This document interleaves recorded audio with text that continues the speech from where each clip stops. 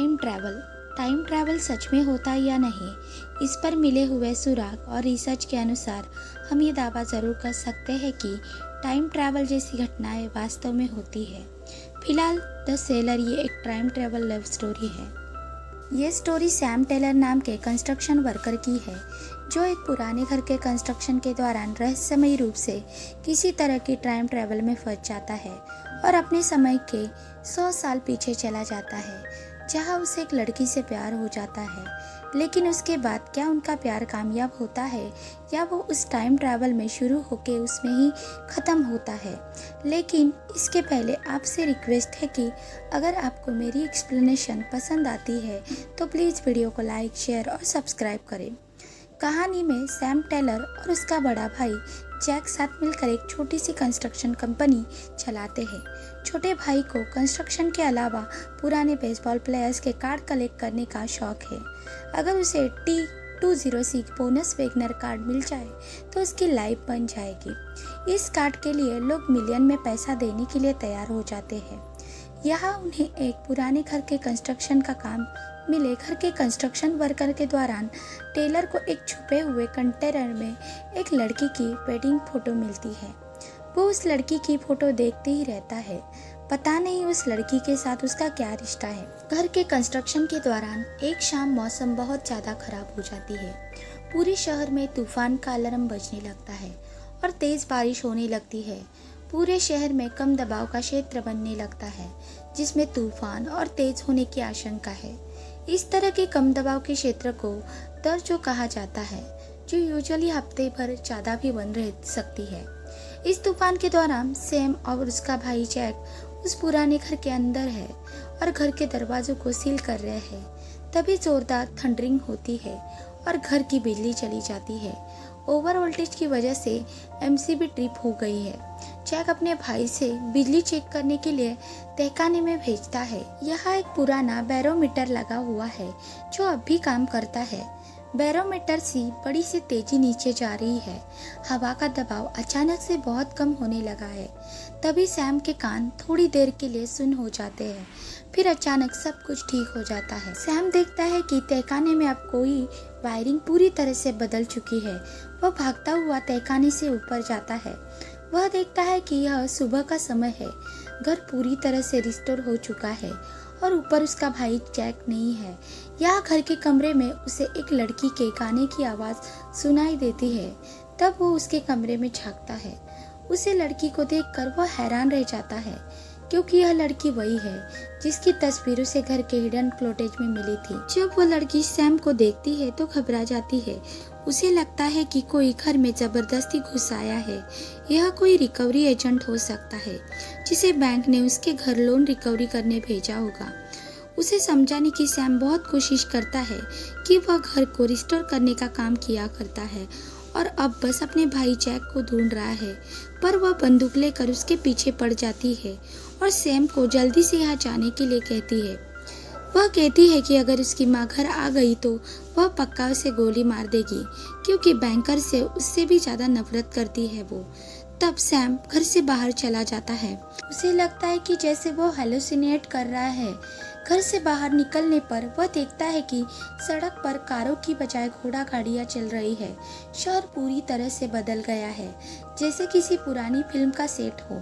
काफ़ी देर वह टाउन में घूमता है। जल्दी उसे समझने में देर नहीं लगती कि उसने समय यात्रा कर ली है। यह साल यहाँ का 1990 है, यानी उसने 100 साल की समय यात्रा कर ली है। सैम ये फिगर आउट करना चाहता है कि आखिर उसने यह समय यात्रा कैसी की है।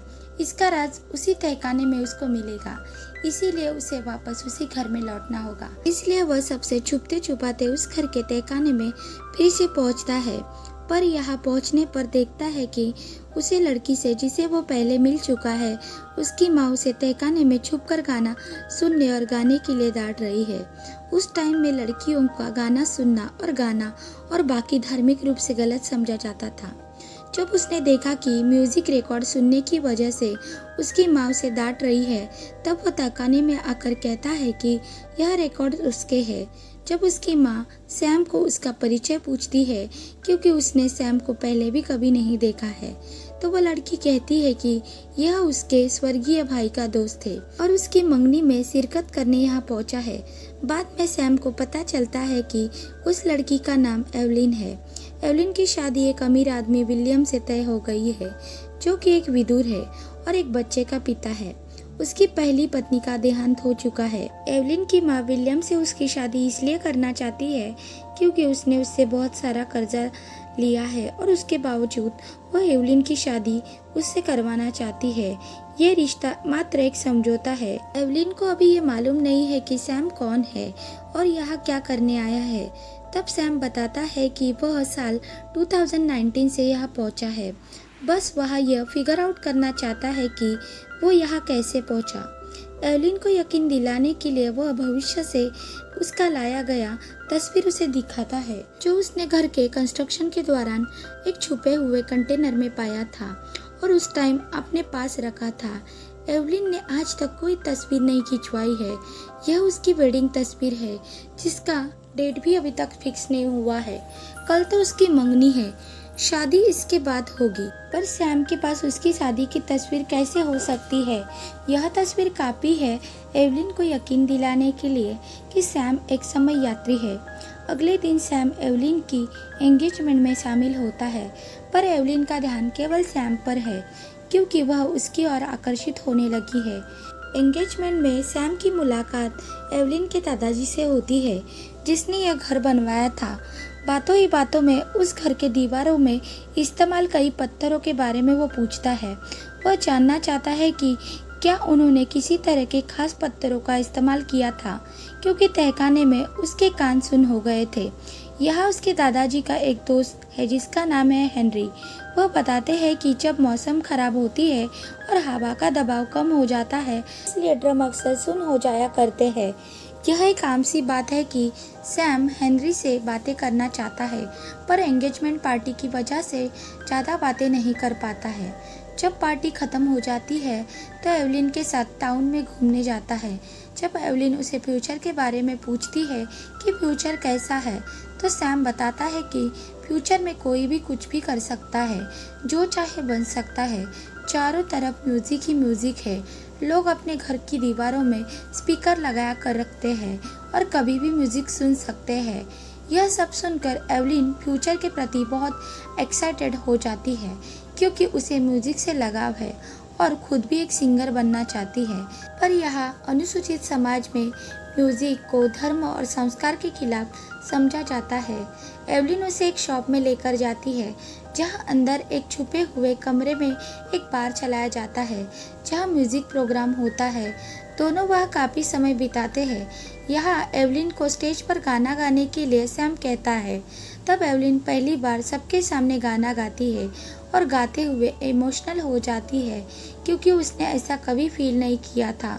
उसे अब सैम के साथ अच्छा लगने लगा था। सैम के साथ इस बार निकलते हुए एवलिन की माँ उसे देख लेती है।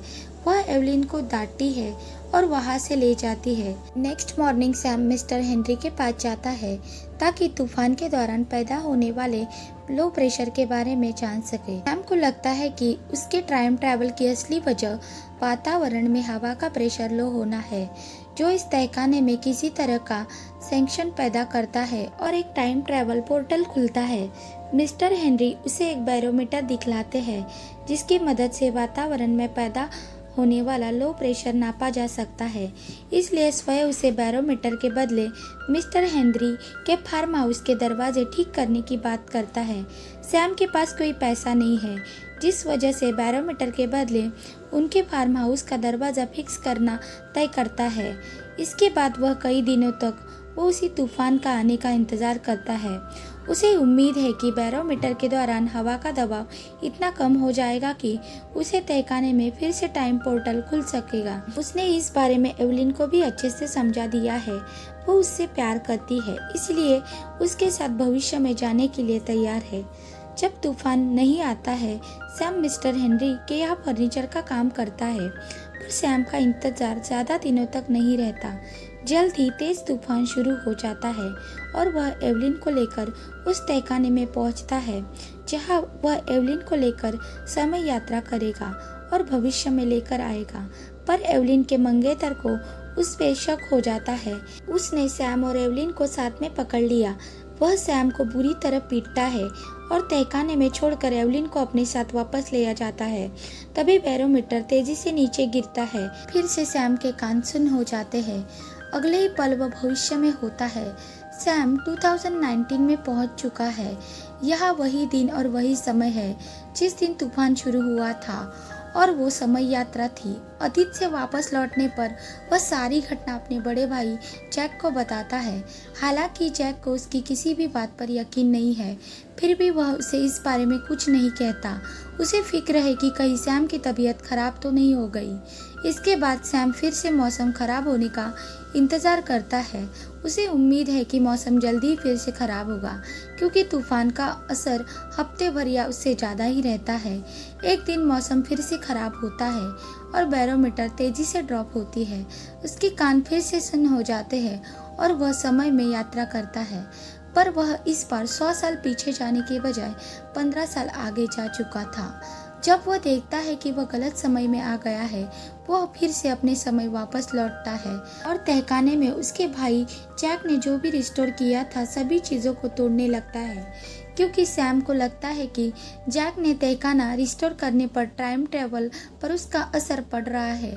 उसका बड़ा भाई जैक इस शर्त पर उसे सारी रिस्टोर चीज़ों वहाँ से हटाने की इजाज़त देता है कि अगर वह उसे ऐसा करने दे तो इसके बदले साइकेट्रिस्ट से मिलने जाएगा और अपने दिमाग का इलाज कराएगा।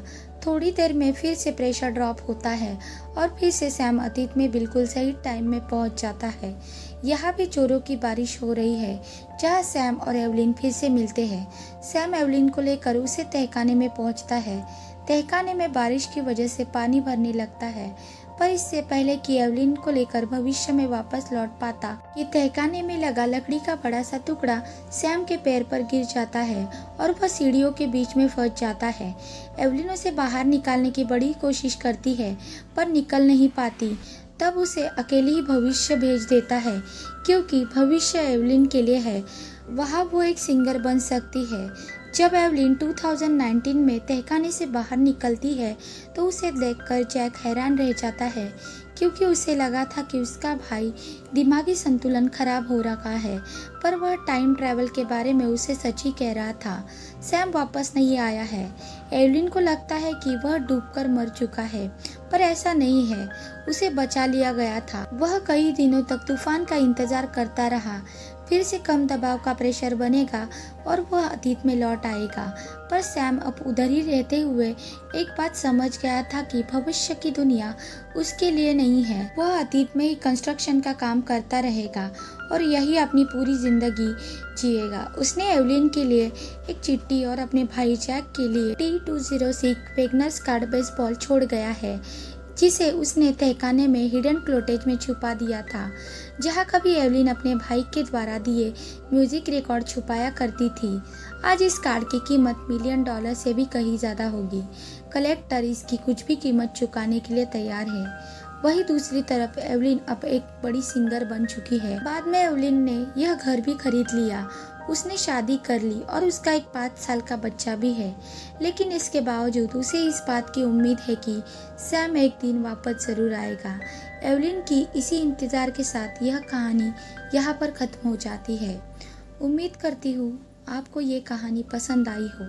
मेरे चैनल से जुड़े रहने के लिए वीडियो को लाइक, शेयर और चैनल को सब्सक्राइब कर दें। अभी तक बने रहने के लिए आपका शुक्रिया।